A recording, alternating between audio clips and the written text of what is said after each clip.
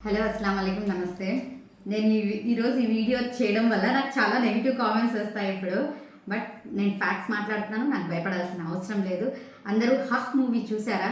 చూడకపోతే కంపల్సరీగా చూడండి. ఎందుకు తెలుసా? ఇమ్రాన్ హాష్మి యాక్టింగ్ కోసం కాదు, దాంట్లో రియాలిటీస్ ఫ్యాక్ట్స్ చాలా బాగా చూపించారు.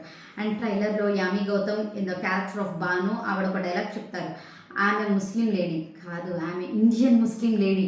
అక్కడ చాలా డెప్త్ ఉంది. అండ్ ఒక లేడీగా నేను సిస్టమ్, సొసైటీ, రిలీజియన్ ఇవన్నీ ఫేస్ చేస్తున్నాను, అది ముందుకెళ్ళాలి అన్నది అసలు ఫ్యాక్ట్స్ తను మాట్లాడింది.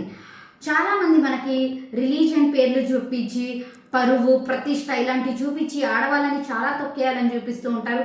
అండ్ మోస్ట్ ఆఫ్ ద పీపుల్కి తెలిసింది ఇదే, ఇస్లాంలో ఎడ్యుకేషన్ ఉండదు, లేడీస్కి బిజినెస్ చేయకూడదు, ముందుకు వెళ్ళకూడదు, ఊరికే తలాక్ తలాక్ తలాక్ అని 3 సార్లు చెప్తే తలాక్ అయిపోయినట్టంటే ఇట్స్ అబ్సల్యూట్లీ రాంగ్ థింగ్. అది క్లియర్గా ఈ మూవీలో చూపించారు.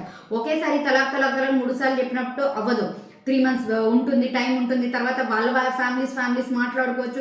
సో ఇట్స్ లాంగ్ ప్రాసెస్ అనమాట. ఏదో మన మూవీస్లో చూపిస్తున్నట్టు కూడా అయిపోయింది. చాలామంది కూడా చెప్తూ ఉంటారు, మేడం అలా చెప్పుకున్నారంట, మీ ఇస్లాంలో ఇంతే కదా, ఏముంది తలాక్ చెప్పేసి పెళ్ళి అయిపోతుంది, ఆగిపోద్ది. ఇలాంటివన్నీ రాంగ్ పర్సెప్షన్స్ ఈ మూవీలో చాలా క్లియర్గా చూపించారు. అండ్ వన్ మోర్ డైలాగ్, ఈ షరియా చట్టాలు ఇవి ఉన్నప్పుడు మీరు కోర్టుకి ఎందుకు వెళ్ళారు అని చెప్పేసి వాళ్ళందరూ పిలిచినప్పుడు తను చాలా బాగా చెప్తుంది, నేను 1 year బ్యాక్ వచ్చాను, మీరు నాకు కరెక్ట్ జస్టిస్ చూపించలేదు, నేను కోర్టు మెట్లు ఎక్కాల్సి వచ్చింది అని. ఆ టైంలో తన ఫాదర్స్ అంతా ఉంటారు. ద బెస్ట్ పార్ట్, ఒక లేడీకి తన ఫాదర్ అంత బాగా ఉన్నారు. ఎందుకున్నారు? అండ్ వేరే వాళ్ళు పాయింట్అవుట్ చేస్తారు, మీరు ఫాదరు ఒక హాఫీజు మౌలవీనా, మీరేంటి కూతురుని అలా సపోర్ట్ చేస్తారు. Yes, he is supporting. Why? Because he knows each and everything what is written in Islam Quran. అది చదివిన వాళ్ళకి వాట్ ఈస్ ఫ్యాక్ట్స్ అన్నది తెలుస్తుంది. సగం జ్ఞానాలతో సొసైటీలో మనం డీల్ చేయాలి.